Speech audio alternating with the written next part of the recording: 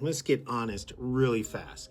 Most people do not go to sacred texts, science studies, philosophers, podcasts, gurus, preachers, scholars, or public thinkers to discover truth.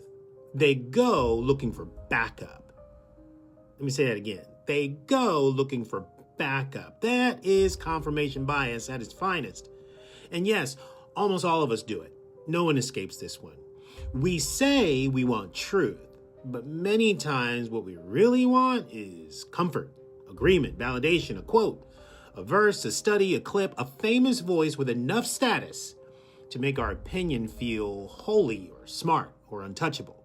So we reach for the Bible, the Quran, the Vedas, the Torah, the Dhammapada.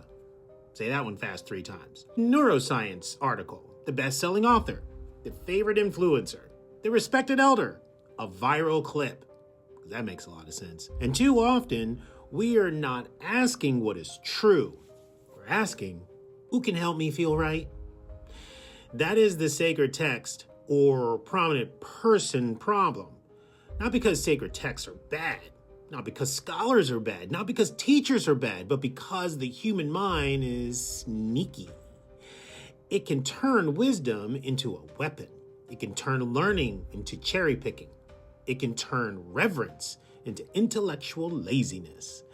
We pull one verse and ignore the chapter, one study and ignore the body of evidence, one leader and ignore the blind spots, one tradition and ignore history, one personal experience, pretend it explains the whole world.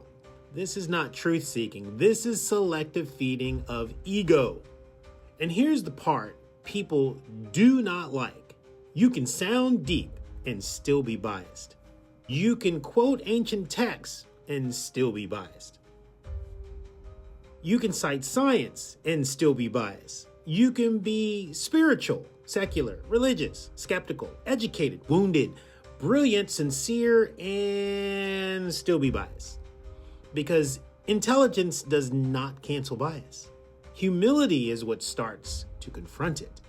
So here's how to fight it starting today. First ask, what evidence would challenge my view?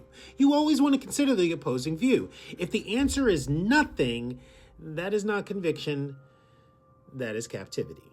Second, when you quote a text, teacher, or study, force yourself to ask, what is the larger context? Pull back. See what else you didn't see before. Third, read one thoughtful source each week from outside your own tribe. That's right, not a clown take, not a rage bait, a serious source. Consider, again, what else is there? And then fourth, stop borrowing certainty from famous people. Prominent does not mean correct. Fifth, replace this question. How do I defend my position with this one instead? What am I missing? What am I not seeing? What have I not discovered? Surely I haven't learned everything on the planet yet. So bottom line is that life is too short to spend it worshiping our own opinions.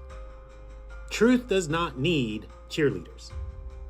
It needs people brave enough to face themselves.